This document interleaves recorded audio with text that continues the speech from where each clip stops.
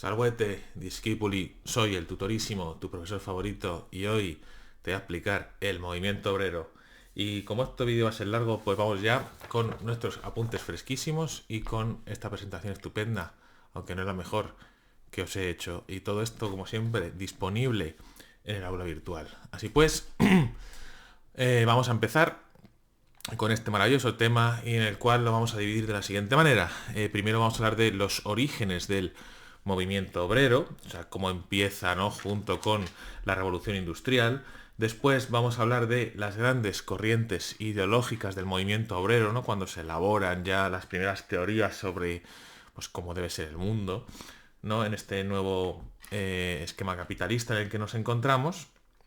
Y ya por último, vamos a hablar de cómo se va a organizar de manera internacional, lo que se conoce como el internacionalismo obrero o las más comúnmente llamadas las internacionales obreras. Y pues nada, vamos a empezar ya porque si no nos dan las uvas. Los orígenes del movimiento obrero. Bueno, pues como bien sabemos, primero tenemos que hablar de qué es ser obrero, qué es el proletariado, que es como se le conoce en esta época, aunque ahora ya este término ya se usa menos, y cómo se crea, ¿no? Pues estamos desde el desarrollo, desde el comienzo de la primera revolución industrial en la segunda mitad del siglo XVIII en Inglaterra, pues tenemos una situación social que ha cambiado. Ya no estamos en una sociedad estamental, sino que estamos en una sociedad de clases en la cual te encuentras ubicado más arriba o más abajo en la pirámide social, que aquí tenemos una caricatura muy estupenda, en función de la riqueza que tengas, ¿no? Y ahora lo que vamos a hacer es hablar de la base de esta pirámide, que son los obreros, que es el proletariado. Entonces, ¿quién es el proletariado? Pues es la clase social más baja, son esos antiguos campesinos y antiguos artesanos que, debido a los avances tecnológicos de la revolución industrial, fundamentalmente la introducción de maquinaria que lo que hace es sustituir el trabajo humano, pues se encuentran de repente en la miseria y en el paro y se ven obligados a trabajar en las nuevas fábricas como obreros industriales, ¿no?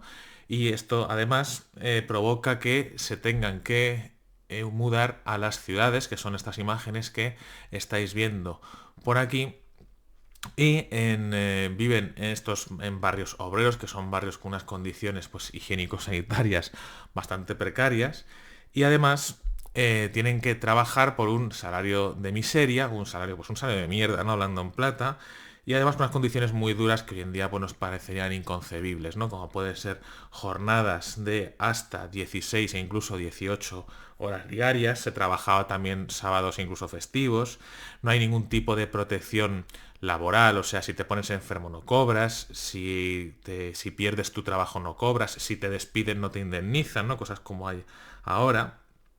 Y aparte de todo ello, si ya de todo esto, pues estamos muy mal, no solamente trabajaban pues los hombres, ¿no?, que era lo habitual, sino también las mujeres y los niños, los cuales tenían además unas condiciones laborales particularmente aún más duras, porque cobraban menos que lo que hacían los hombres por un trabajo similar, sus jornadas laborales podrían ser incluso más largas y bueno, y que, joder, que al final son niños, ¿eh? Que se supone que tienen que ir a la escuela, ¿no? Pero no. Y esto sobre todo las mujeres se concentraba, el trabajo de la mujer sobre todo se concentraba en la industria textil, ya que todo este tema de elaborar la ropa es un oficio particular, tradicionalmente femenino, y los niños, pues en cualquier sitio donde hubiera máquinas, y también, bueno, porque los niños, como tienen los brazos y las manos más pequeñas, pueden acceder a huecos que un adulto no puede, y luego también pues en las minas, por la misma razón, ¿no? Porque pueden meterse en galerías que a lo mejor un adulto no puede.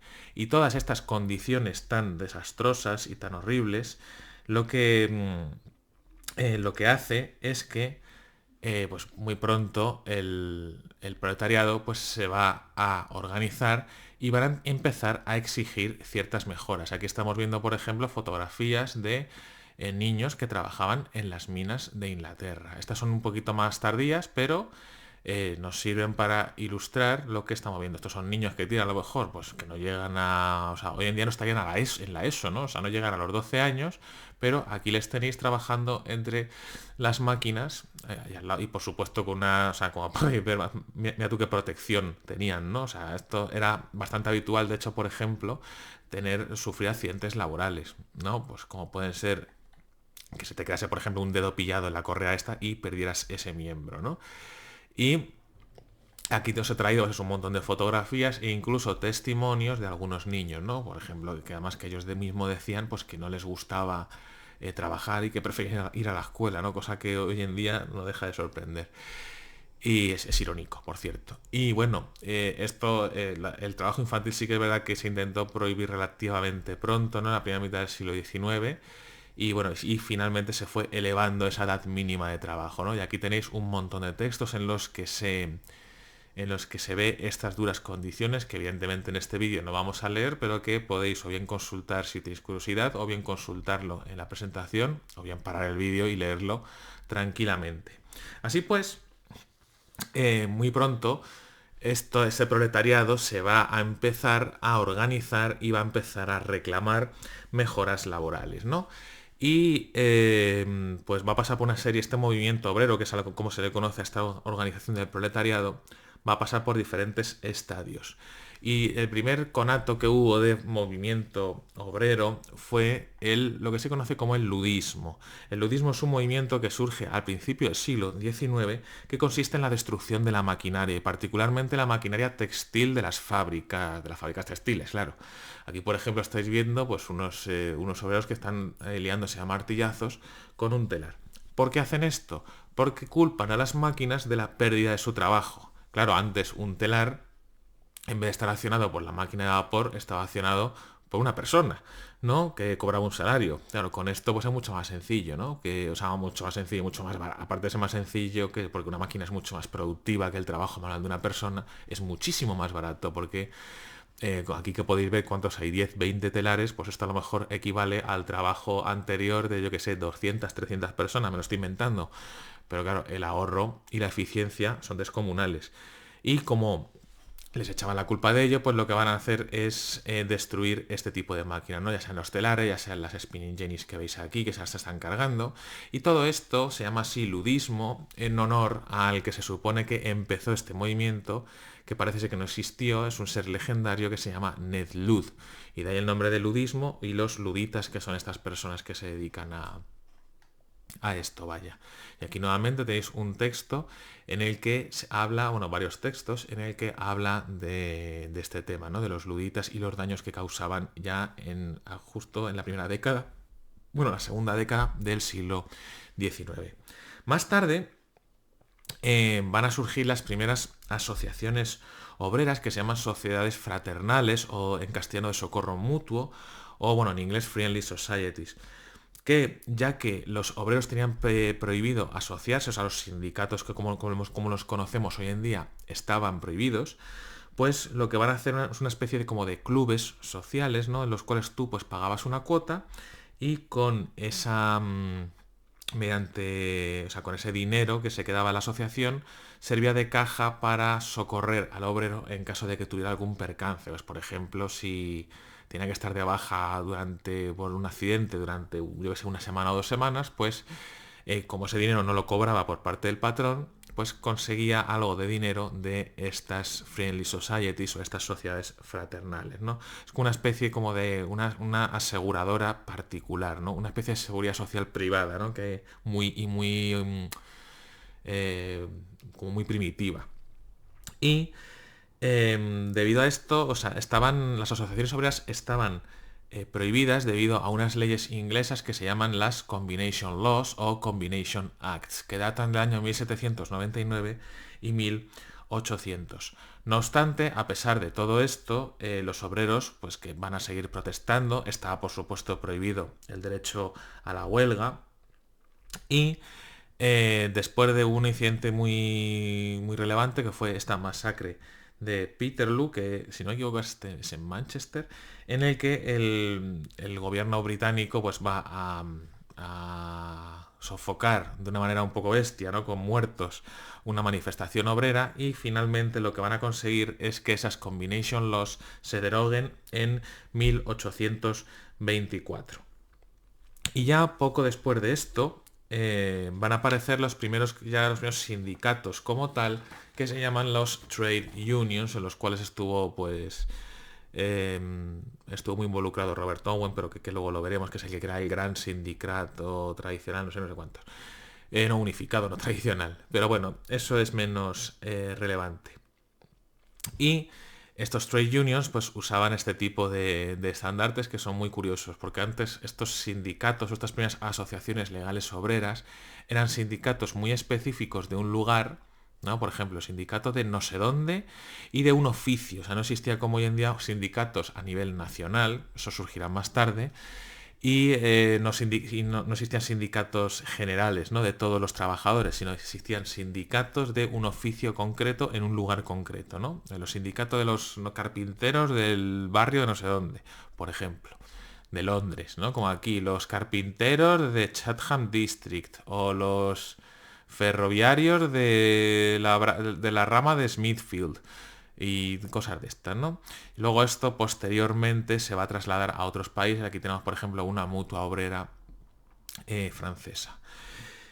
Después de esto, después de esto y en algunos casos paralelamente, van a pedir no solamente mejoras laborales, sino también mejoras políticas, ya que tenemos que recordar que incluso en Gran Bretaña, que era una monarquía parlamentaria desde la Edad Moderna, solo podían participar en política aquellos ciudadanos que, por supuesto hombres, que tuvieran cierto poder adquisitivo. Normalmente se les exigía tener cierto nivel de riqueza o cierto nivel de propiedades. Claro, esto lo que hace es excluir a los obreros de la participación política. Y ahora que son ellos pues, los que están sosteniendo toda la industria, no toda la riqueza del país, pues van a pedir, a la vez que se suceden las revueltas liberales en Europa, pues van a hacer una serie de peticiones políticas que en Inglaterra se van a concretar en el cartismo.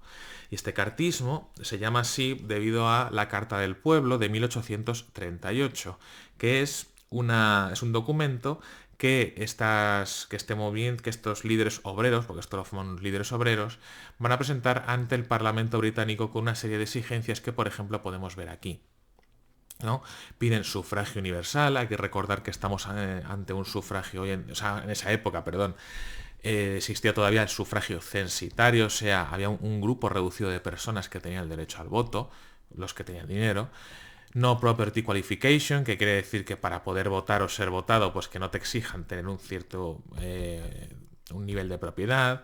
Annual parliaments, elecciones anuales para que rotasen más los miembros del Parlamento. Equal representation, que cuenten lo mismo los distritos donde se concentraban los obreros que los distritos donde se concentraba la otra gran clase, que es la burguesía. Payment of members, pedían que a los miembros del Parlamento se les pagara un salario. Porque claro, si no se les paga un salario, los únicos que pueden ser miembros del Parlamento son los rentistas, ¿no? Son los ricos, los que no necesitan trabajar. Un obrero necesita trabajar. Y vote by ballot, votar con una urna, y esto se refiere al voto secreto, ¿no? Para que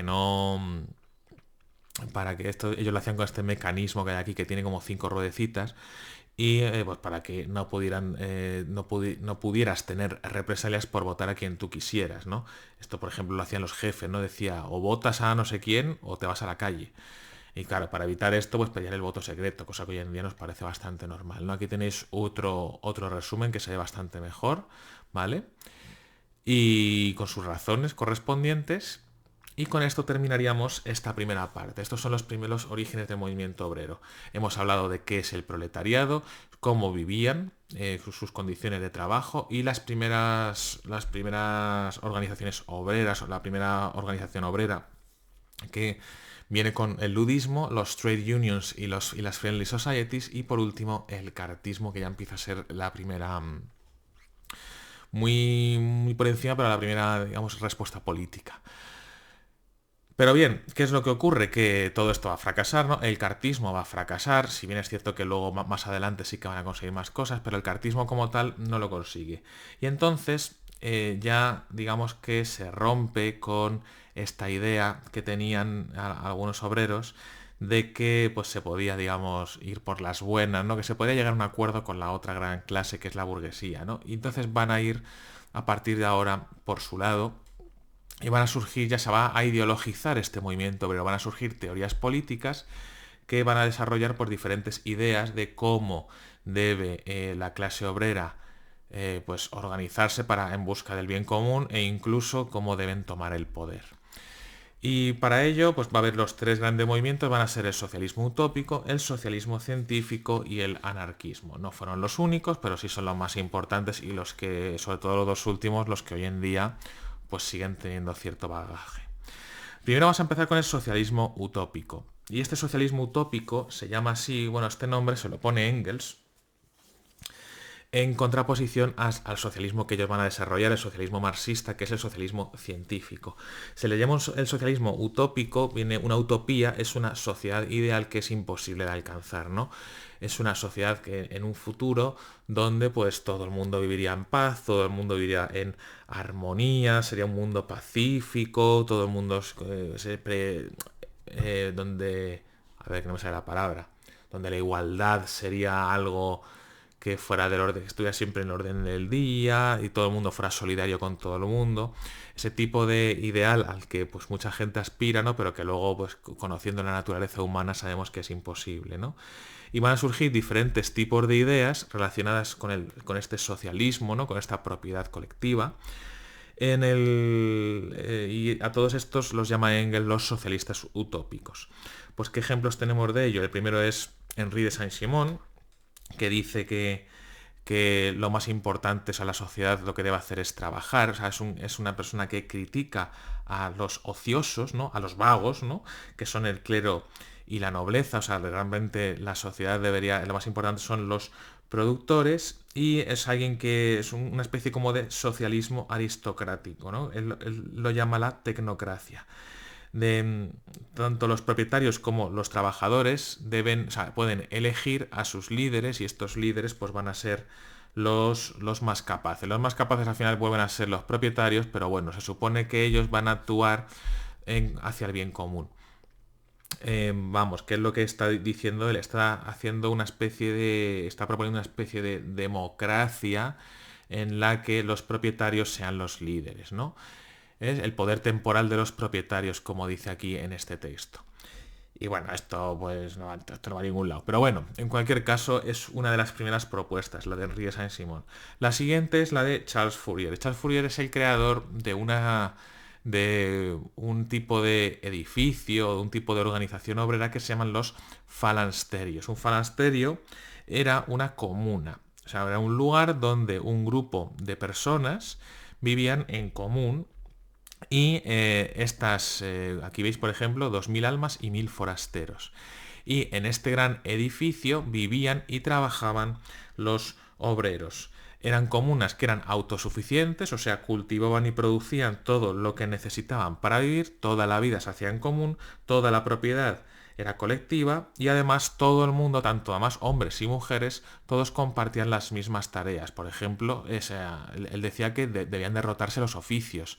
O sea, pues que yo que sé, un mes te dedicaras a cultivar la tierra, otro mes te fueras a los talleres, otro mes te fueras, yo que sé, a las cocinas, por ejemplo, ¿no? Para que todo el mundo participase de toda la vida en común, ¿no? Esto es un planteamiento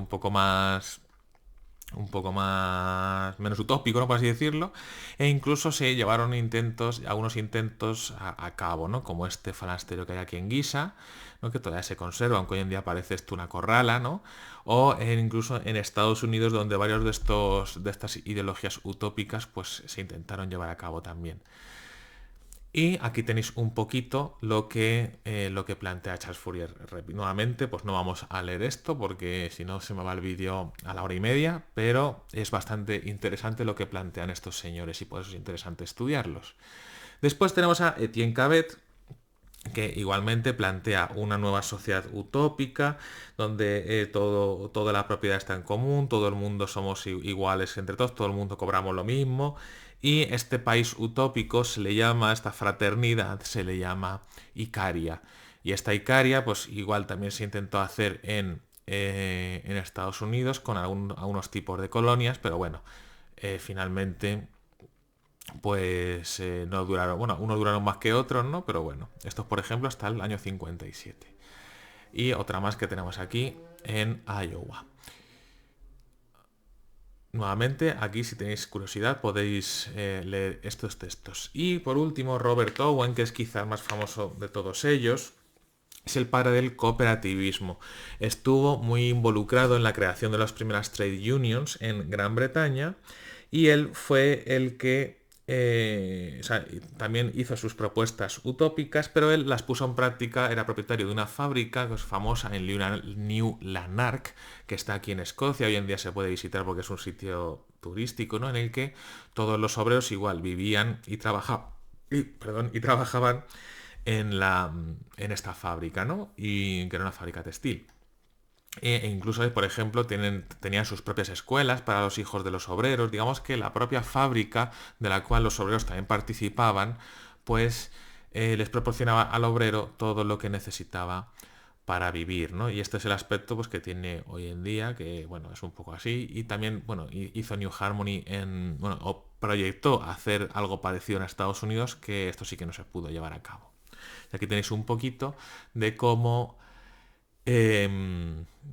pues planteaba él sus ideas. Pero bueno, estas no llegaron a ninguna parte y ya el primer movimiento obrero, digamos, potente ideológicamente y que además va a tener muchas consecuencias en el desarrollo de la historia, es el marxismo o también llamado socialismo científico.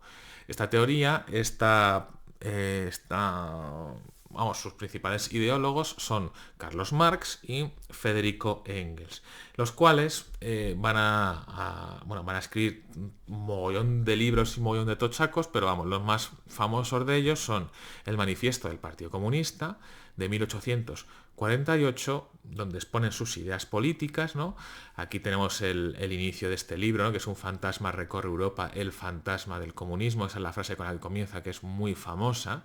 Y luego el otro gran libro ya donde posteriormente Marx desarrolla toda su teoría económica, que esto ya es bastante de un nivel bastante más avanzado, que se llama El Capital, y está dividido en 3 tomos de un volumen considerable, ¿no? Y bueno, ¿qué es lo que vienen a decir Marx y Engels? Pues lo que dicen es que a lo largo de la historia la lucha de clases ha sido el motor. O sea, la lucha, siempre hay un conflicto desde el principio, ¿no? Desde la edad antigua, entre una clase oprimida y una clase opresora. Esta clase opresora es la que tiene los medios de producción, tiene la propiedad o controla los medios de producción, mientras que la clase dominada es aquella pues la clase que trabaja y que es la clase productiva, ¿no? Por así decirlo. Y esta lucha de clases siempre ha existido, sin embargo, ha habido diferentes modos de producción. Aquí lo tenemos un poquito más o menos resumida esta lucha de clases. Estos modos de producción de los que hablaba pues nacen con el nacimiento del Estado en la Edad Antigua y tenemos el modo de producción esclavista en la que la dialéctica de clases es entre el amo y el esclavo, el modo de producción feudal típico de la Edad Media y moderna con la dialéctica entre señores y siervos y el modo de producción capitalista en el que se encuentran en la época de Marx, en el que nos encontraríamos ahora, ¿no? En el caso de que siga esta teoría, cuya dialéctica se da entre la burguesía y el proletariado. Luego, Marx y Engels a lo que aspiran es que a llegar a un modo de producción socialista en el que toda la propiedad sea colectiva y en el que no existan las clases, ¿no? En el que se acabe la explotación del hombre por el hombre. Y hablando de esta explotación del hombre por el hombre, este es el final del manifiesto comunista, ¿no? De proletarios de todos los países unidos. Hablando de esta explotación, como decía, hay un concepto fundamental en la teoría marxista que es la plusvalía o el plusvalor. Lo que dice Marx es que en el sistema capitalista la explotación del proletariado es inherente a este sistema. ¿Esto qué es? Que forzosamente tiene que existir porque si no, no habría sistema capitalista, no habría una clase dominante en la cual se mantiene en esa posición de dominio debido a esta explotación de la clase obrera. ¿Cómo la explota? ¿Cómo explota la burguesía al proletariado? Comprando a los obreros su fuerza de trabajo. O sea, el obrero, la única propiedad que tiene, el proletario, la proles, lo único que tiene, pues la única riqueza que tiene es su fuerza de trabajo, o sea, el esfuerzo que él puede hacer para trabajar, ya sea físico o intelectual. Esto el patrón se lo compra a cambio de un salario, ¿no? Yo trabajo, yo que sé, alguien que trabaja en una fábrica, ¿no? Pues trabaja todos los días durante un mes y a cambio recibe dinero, ¿no? Pues, o sea, le está comprando su trabajo, el patrón. ¿Qué es lo que ocurre? ¿Qué es lo que dice Marx? Que la riqueza que produce el obrero por su trabajo es muy inferior al salario que recibe por ella. ¿Cuál es la diferencia que hay entre la riqueza, toda la riqueza que procede, que crea el obrero y el salario que recibe, que es muy inferior? Toda esa diferencia se le llama la plusvalía. Es el valor de más que el obrero produce, pero que no recibe y que se queda el patrón. Y esto es lo que dice Marx que tiene que acabar, porque esto es la base de la acumulación capitalista. O sea, el capitalista cada vez va a tener mucho más dinero y el obrero cada vez va a estar más empobrecido. Por lo tanto, se perpetúan las diferencias de clases. ¿Y a qué aspiran o qué hay que hacer según Marx y Engels para cambiar esto? Pues ellos dicen que las reformas políticas no pueden cambiar esto y por lo tanto lo único que se puede hacer es la revolución, una revolución social en la cual se tome el poder por parte del proletariado de una manera violenta y sustituyendo un Estado burgués por un gobierno obrero. Este gobierno obrero lo llaman la dictadura del proletariado, en la cual pues el proletariado toma el control del Estado. Y en este Estado donde no habría propiedad privada, sino que toda la propiedad sería o bien del Estado, y como el Estado es de los trabajadores sería de todos, o bien sería de los propios trabajadores directamente, como si fuera una cooperativa. Así, si el obrero es propietario de los medios de producción, va a recibir toda la riqueza que él produzca, porque él es propietario. Por lo tanto, se acaba la explotación. Todo esto con visos a llegar a una sociedad comunista, una sociedad en la que no habría clases, ¿no? Porque se supone que la dictadura del proletariado es transitoria y como no hay clases, no hay explotación, no hay opresión y no hay necesidad de Estado. Y bueno, esto se va a poner en práctica por primera vez en brevísimos meses en 1871 en la Comuna de París, tras la derrota francesa en la guerra franco-prusiana, y luego más adelante lo más famoso va a ser la Revolución de Octubre de 1917, que va a dar lugar al primer Estado, ya como Dios manda, socialista de la historia, que va a ser Rusia, luego transformada en la Unión de Repúblicas Socialistas Soviéticas, que veremos en un tema posterior. Y aquí tenéis una serie de citas de Marx. Marx es un autor muy interesante para leer, al cual os recomiendo, posiblemente sea de los mejores filósofos del siglo XIX. Y aquí lo tendríais pues más o menos resumido un poquito, muy, muy someramente, cuál es la teoría marxista. Y bueno, una serie de citas, porque las citas de Marx son muy famosas y además, pues bueno, la verdad es que sabía sintetizar bastante bien. Pero vamos a saltar a la siguiente ideología, ya que junto con el socialismo marxista va a aparecer otra nueva ideología, que es el anarquismo. El anarquismo lo que predica es el rechazo a cualquier tipo de autoridad. A, ¿qué quiere decir? Es lo contrario, y arges es el gobierno, anarquía es cuando no hay gobierno, cuando no hay Estado. Sus principales teóricos, entre otros muchos, va a ser pues, Bakunin y Proudhon, sobre todo el primero. Y ellos lo que predican es la libertad individual por encima de todo. O sea, que no haya ningún tipo de autoridad sobre el individuo. Por eso hablan su lema que viene aquí: ni Dios, no hay autoridad religiosa, ni patria, no hay autoridad política, no hay Estado, ni patrón, no hay autoridad en el trabajo. O sea, si tú eres el propietario, no tienes una autoridad por encima. Ellos lo que buscan es algo similar a los marxistas. Sin embargo, ellos lo que buscan es la destrucción del orden social burgués, o sea, la destrucción del Estado. Mientras que los marxistas buscan la toma del poder, o sea, tomar el control del Estado burgués, aprovechar las estructuras ya creadas burguesas, lo que dicen los anarquistas es que todo eso hay que destruirlo. Y que la sociedad se debe organizar en comunas autogestionadas, ¿no? Así pues, esta va a ser su principal diferencia con los marxistas, y además ellos lo que buscan en la lucha obrera se debe hacer únicamente por sindicatos, mientras que los marxistas sí que van a participar, ya que no buscan destruir el Estado, sí que van a participar dentro de las elecciones que hay en los regímenes liberales, no van a formar partidos socialistas. Los anarquistas reniegan de todo esto y solamente van a canalizar su lucha a través de los sindicatos.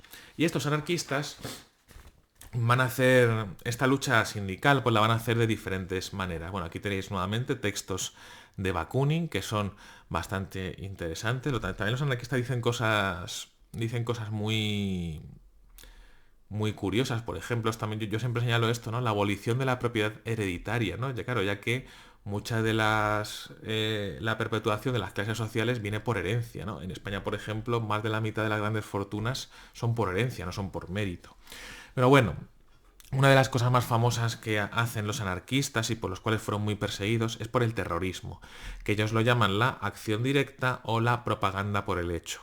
Para darse a conocer, lo que hacen es hacer atentados fundamentalmente o bien contra grandes personalidades, o bien vamos, en cualquier caso, contra objetivos burgueses, ¿no? Y son muy famosos sus magnicidios. Por ejemplo, aquí traigo un montón, ¿no? El Liceo de Barcelona, la muerte de Cánovas del Castillo, el presidente del gobierno español, la emperatriz Sisi de Austria, el presidente McKinley de los Estados Unidos, intentaron cargarse a Alfonso XIII y a Victoria Eugenia también en la calle Mayor, el presidente del gobierno español Canalejas, todos ellos, el rey de Grecia, todos ellos asesinados por anarquistas. Y estos asesinatos, ojo, no eran coordinados, claro, no había ninguna autoridad que dirigiese todo esto, sino que eran todos, digamos, bastante individuales, ¿no? Cogía un anarquista y decía, pues hoy me voy a cargar a este, y se lo cargaban. Luego tenemos el anarcocomunismo, que es de Kropotkin, que estos también directamente se oponen también a la formación de sindicatos, ¿no? Y este es el que dice que todos debemos vivir en comunas y demás. Por ejemplo, este anarcocomunismo triunfó muy brevemente en lo que es la Magnovia, que es una zona de Ucrania, tras la anarquía que se crea tras el colapso del Imperio ruso en la Primera Guerra Mundial. O también va a funcionar también muy brevemente en Aragón, durante la guerra civil, donde se van a crear un montón de comunas anarquistas, pero vamos, que luego cuando pasa Franco se las carga todas, ¿no? Y por último tenemos el anarcosindicalismo, que va a ser la línea más mayoritaria, que es lo que comentaba antes, ¿no? Que se van a crear sindicatos que no van a estar relacionados con ningún partido, como pueden ser los sindicatos socialistas, y que lo que van a hacer es enfrentarse al poder político y enfrentarse a los patrones mediante la huelga revolucionaria, que eventualmente llevaría a algún tipo de revolución espontánea, o sea, no dirigida por nadie, sino que los obreros llegarían por sí solos a esta revolución y acabar con el Estado. Y dentro de estos sindicatos, pues los más famosos son la CNT, la Confederación Nacional de Trabajo de España, que sigue existiendo, o la CGT francesa, que también sigue existiendo y que es mayoritaria en el país vecino. Aquí tendremos el resumen y ya por último tenemos que hablar del internacionalismo obrero o el internacionalismo proletario, ¿no? Porque muy pronto los obreros de cada país, y sobre todo a partir de la formación de estas teorías anarquistas y socialistas, van a intentar organizarse a nivel internacional, ¿no? Porque uno de los dichos de este movimiento es que el obrero no tiene patria, ¿no? O sea, yo soy más próximo a un obrero francés que a un burgués español, ¿no? Porque los intereses que tengo yo y un obrero francés son los mismos, ¿vale? Que no tiene nada que ver con los que tengo yo con un burgués español, yo asumiendo que soy un obrero, ¿no? Con un burgués español que, joder, que al fin de cuentas es mi enemigo de clase. Por lo tanto, muy pronto van a haber contactos para formar una organización internacional que se va a concretar en la creación de la AIT, o Asociación Internacional de los Trabajadores, conocida posteriormente como la Primera Internacional, que se crea en el año de 1864 en Londres, porque es donde vivía Marx. Y es una asociación que es eminentemente obrera y que busca la revolución social. Así que de momento aquí vamos a ver que estaban incluidos tanto los marxistas, ¿no? Los socialistas, como los anarquistas. Los socialistas eran mayoritarios en los países más industrializados, como puede ser Inglaterra o Alemania, ¿no? donde es mayoritario el proletariado industrial, mientras que los anarquistas solían ser mayoritarios en países que eran eminentemente agrarios, como puede ser España, como puede ser Italia o como puede ser Rusia. Y bueno, pues esto hecho a andar, hacían congresos anuales, si bien es cierto que muy pronto van a surgir discrepancias entre ellos, ¿no? Como siempre, cuando tú juntas dos personas de izquierdas, al final acaban a hostias, con perdón. Y muy pronto va a haber discrepancias entre socialistas y anarquistas fundamentalmente. ¿Por qué? Porque muy pronto los marxistas, que siempre buscan que haya algún tipo de centralismo, no en vano vienen del jacobinismo, pues van a intentar que la internacional controle la lucha obrera en cada uno de los países y de hecho van a fomentar la creación de partidos socialistas nacionales. Los anarquistas, que son antiautoritarios, como ya hemos visto, pues van a rechazar todo esto. Y claro, como esto son diferencias irreconciliables, finalmente lo que va a ocurrir es que en 1872 van a ser expulsados los anarquistas de la Internacional, los anarquistas van a hacer su propia internacional en Suiza, y la primera internacional va a quedar en manos de los socialistas hasta, ya visto que ya hayan fracasado, hasta que en 1876, ya muy débil, esta internacional se disuelve. Y en este ínterin, ¿no? Después de esto, pues cada uno va a marchar por su lado y los socialistas sobre todo van a crear lo que posteriormente va a ser la Segunda Internacional. Primero lo que van a hacer es fundar los diferentes partidos socialistas nacionales, como ya han recomendado Marx y Engels, y son de esta época algunos partidos que hoy en día siguen existiendo, que hoy en día son más liberales que socialistas o que socialdemócratas, pero bueno, que ahí están, ¿no? Como puede ser el SPD alemán o el Partido Laborista británico o nuestro Partido Socialista Obrero Español que funda Pablo Iglesias, el de la avenida Pablo Iglesias, en 1879. Pablo Iglesias Pose, no Turrión, que Turrión es el Coletas. Y estos partidos socialistas van a crear otra nueva organización internacionalista obrera, que es la que se conoce como la Internacional Socialista o Segunda Internacional, y la crean en 1889. Está formada exclusivamente por partidos y sindicatos socialistas. En España, el PSOE y la Unión General de Trabajadores, la UGT. Y aquí tenemos a varios de sus líderes, ¿no? De los cuales siempre destaco ahora mismo, ¿no? A Rosa Luxemburgo, que está aquí, que luego la van a matar en el 19, ¿no? Que está aquí también.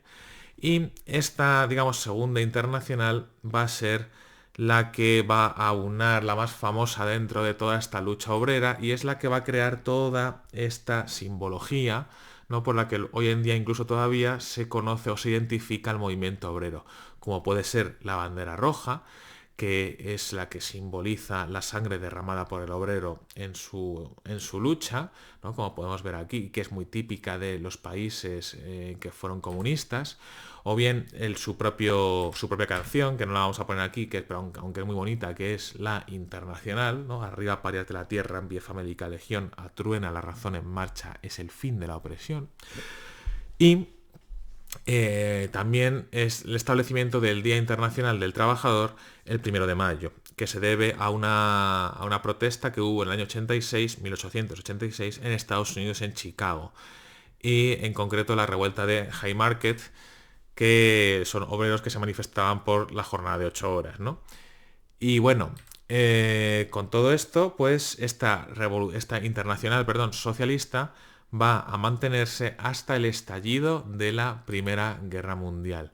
Y va a ser tras esta Primera Guerra Mundial y sobre todo tras el triunfo de la Revolución Bolchevique en 1917 con Lenin, cuando este movimiento obrero se termine rompiendo del todo, o sea, la Internacional Socialista se disuelve en el año 14 cuando el SPD vota los créditos de guerra para la Primera Guerra Mundial, que ya lo veremos, nos traiciona al obrero, pero sobre todo cuando triunfe lo que luego va a ser el marxismo-leninismo, el comunismo como tal de Lenin, pues vamos a ver que por un lado van a ir los que abogan por la revolución violenta, que son los marxistas, o sea, los comunistas, vaya, de Lenin, y por otro lado los que luego van a ser revisionistas, o sea, van a llamar así socialdemócratas, liderados por Bernstein, alemán, que lo que buscan es la toma del poder político mediante el triunfo en las elecciones de un sistema burgués. Pero bueno, eso ya lo veremos más adelante con más calma. Y con esto terminamos este tema. Pues hala, esto ha sido todo. 40 minutos, no está mal. Y poco más que decir.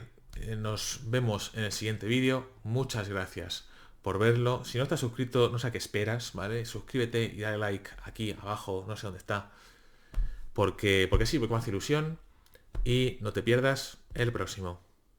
Adiós.